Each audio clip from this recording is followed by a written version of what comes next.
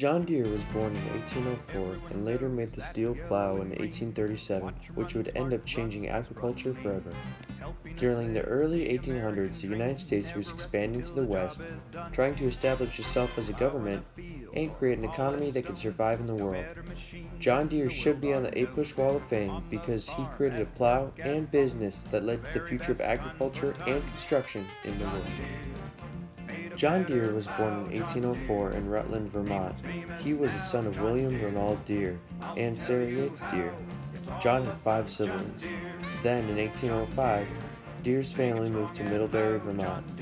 3 years later, in 1808, John Deere's father, William Deere, went on a ship to England to try and claim an inheritance, but ended up lost at sea. Deere was then raised by his mother. She worked hard to give him all the opportunities she could with the little money she had. She sent John to a local school to get a basic education. After his schooling, John became an apprentice of a famous blacksmith, Captain Benjamin Lawrence, at the age of 17.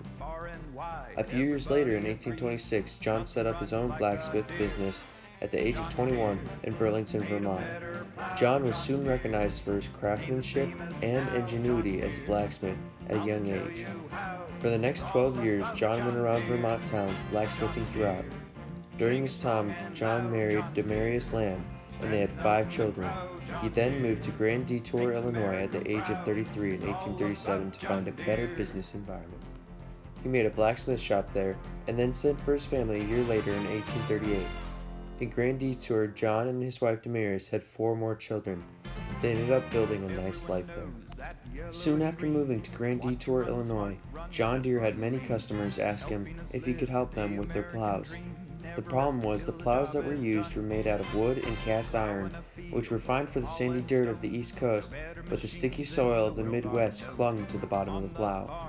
This caused farmers to have to stop and scrape off the soil every couple feet in order to keep going, which would cause damage to the plow. John Deere had an idea to fix the problem. He thought that if there was a high enough polished surface, the soil would just slip off the plow. John Deere went to a sawmill in town and saw a broken steel saw blade and asked if he could have it.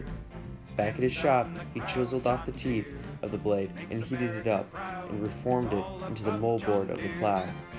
Word had gotten out that Deere was making a self-scoring plow, so many people gathered at the farm of Lewis Crandall on the test day in 1837.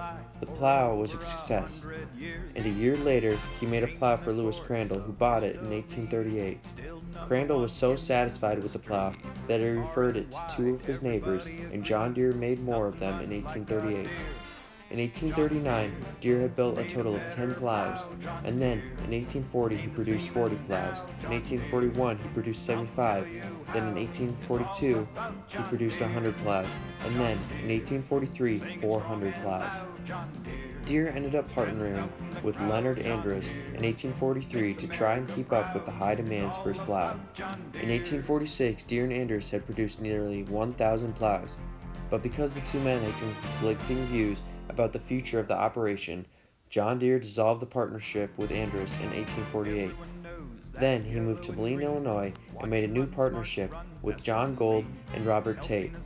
Moline was the perfect place to move Deere's operations to because it was along the Mississippi, which could provide water power for the manufacturing plant, and the river could make distribution of products easier. Also, with the new partnership, Deere was able to do sales and marketing. The new plant in Moline was finished August 31, 1848. They ended up making 700 plows by the end of the year. In 1849, they produced 2,136 plows. After that year, business boomed. By 1855, the company was making over 10,000 plows. John Deere's plow was known as the plow that broke the plains. John Deere created an industry that was built on quality products. Deere said, "I will never put my name on a product that doesn't have in it the best that is in me." He also said, "It is a source of consolation to me to know that I never willfully wronged any man, and that I had never put on the market a poorly made implement." In 1858, John Deere handed over the leadership to his son Charles Deere. After this, John Deere was still the head of the company but did not handle the day-to-day operations of it. The company then was incorporated as Deere & Company on August 15, 1868. During this time when Deere did not handle the day-to-day operations, he ended up being active in the Moline community, being the second mayor of Moline in 1873, president of the National Bank of Moline, and the director of the Moline Free Public Library. John Deere died in 1886, and Charles became president of the business, leading it to further success. Deere's legacy still lives because John Deere and Company ended up buying the Waterloo Gasoline Engine Company, which made the Waterloo Boy, which was a tractor that John Froelich made. This launched the making of tractors for John Deere. They began to create the Model D that branched out into the A, B, L, H, G, and R.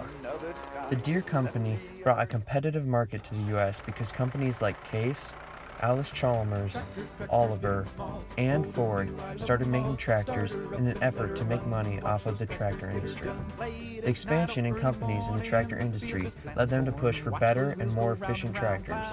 This caused a huge tractor race between the companies to try and make the best tractor on the market. Today, John Deere is the largest farm machinery manufacturer in the world. The John Deere Company has expanded from agriculture to forestry, construction, and home landscaping.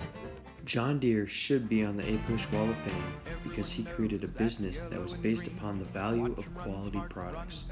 He also made an industry that would help develop the U.S. into a powerhouse in the world. John Deere is the true American dream. Like the saying goes, nothing runs like a deer.